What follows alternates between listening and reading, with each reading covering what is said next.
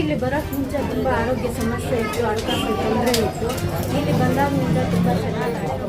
ದೇವಿನ ನಂಬ್ಕೊಂಡು ಇಲ್ಲಿ ಬಂದವರಿಗೆ ರಕ್ತಗಡ್ಡೆ ನಮ್ಮ ದೇವಿ ಅವರ ಆಶೀರ್ವಾದ ಇದೆ. ಎಷ್ಟು ದೇವಸ್ಥಾನ ನೋಡಿದ್ದೀವಿ ಎಲ್ಲಿ ನಮಗೆ ಈ ಸಮಸ್ಯೆ ಪರಿಹಾರ ಇಲ್ಲಿ ಬಂದ ಮೇಲೆ ನಮ್ಮ ಸಮಸ್ಯೆಗಳೆಲ್ಲ ಪರಿಹಾರ ಆಗಿದೆ. ಮತ್ತು ಅವರ ಅಮ್ಮ ತಾಯಿ ನಮಗೆ ಆಶೀರ್ವಾದ ಸಿಕ್ಕಿದೆ. ಕಷ್ಟಗಳು ಮನುಷ್ಯನಿಗೆ ಬರದೆ ಮರಕ್ಕೆ ಬರುತ್ತವೆ ಎಂಬ ಗಾದೆ ಮಾತಿನಂತೆ ಪ್ರತಿಯೊಬ್ಬ ಮನುಷ್ಯನ ಜೀವನದಲ್ಲಿ ಒಂದಿಲ್ಲೊಂದು ಸಮಸ್ಯೆಗಳು ಇದ್ದೇ ಇರುತ್ತವೆ. ಇನ್ನು ಜೀವನದಲ್ಲಿ ಹಣಕಾಸಿನ ಸಮಸ್ಯೆಯಿಂದ ಬಳಲುತ್ತಿದ್ದೀರಾ ಅಥವಾ ಆರೋಗ್ಯ ಸಮಸ್ಯೆ ಇದೆಯೇ? ನಿಮ್ಮ ಎಲ್ಲ ಸಮಸ್ಯೆಗಳಿಗೂ ಮುಕ್ತಿ ಕೊಡಲು ಬೆಂಗಳೂರು ಗ್ರಾಮಾಂತರ ಜಿಲ್ಲೆಯ ಹೊಸಕೋಟೆ ತಾಲೂಕಿನ ದೊಡ್ಡಹುಲ್ಲೂರು ಗ್ರಾಮ ಪಂಚಾಯಿತಿ ವ್ಯಾಪ್ತಿಗೆ ಬರುವ ಲಾಲ್ಬಾಗ್ ದಾಸರಳ್ಳಿ ಗ್ರಾಮದಲ್ಲಿ ನೆಲೆಸಿರುವ ಶ್ರೀ ರಕ್ತಕಾಟೇರಮ್ಮ ದೇವಿ ದೇವಾಲಯ ಊರ ಹೊರಭಾಗದ ಅರಣ್ಯಕ್ಕೆ ಹೊಂದಿಕೊಂಡಂತಿರುವ ಈ ಜೋಡಿ ಮರಗಳ ಮಧ್ಯಭಾಗದಲ್ಲಿ 33 ವರ್ಷಗಳ ಹಿಂದೆ ಪುಟ್ಟ ಗುಡಿಯಲ್ಲಿ ಕಲ್ಲಿನ ರೂಪದಲ್ಲಿ ಪೂಜಿಸುತ್ತಿದ್ದ ತಾಯಿ ಇಂದು ದೇವಾಲಯವನ್ನು ನಿರ್ಮಾಣ ಮಾಡಿ ಸಾವಿರಾರು ಭಕ್ತಾದಿಗಳು ತಮ್ಮ ಕಷ್ಟವನ್ನು ಪರಿಹರಿಸಿಕೊಂಡಿದ್ದಾರೆ. ಪ್ರತಿ ಅಮಾವಾಸ್ಯೆಗೆ ಇಲ್ಲಿ ಪ್ರತ್ಯಂಗಿರಾ ದೇವಿ ಹುಣ್ಣಿಮೆ ನಡೆದು ಪ್ರತಿ ವರ್ಷ ಆಷಾಢ ಮಾಸದಲ್ಲಿ ಇಲ್ಲಿ ಅದ್ದೂರಿಯಾಗಿ ಜಾತ್ರೆ ಕೂಡ ನಡೆಯುತ್ತದೆ.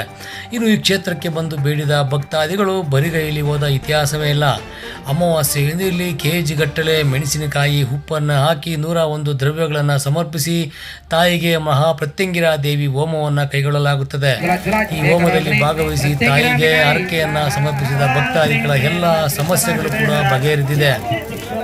ಇನ್ನು ಇದರ ಬಗ್ಗೆ ನಾವು ಹೇಳುವುದಕ್ಕಿಂತ ಇಲ್ಲಿ ಬಂದು ತಮ್ಮ ಕಷ್ಟವನ್ನು ಪರಿಹರಿಸಿಕೊಂಡಿರುವ ಭಕ್ತಾದಿಗಳು ಏನು ಹೇಳುತ್ತಾರೋ ಒಮ್ಮೆ ಕೇಳೋಣ ಬನ್ನಿ.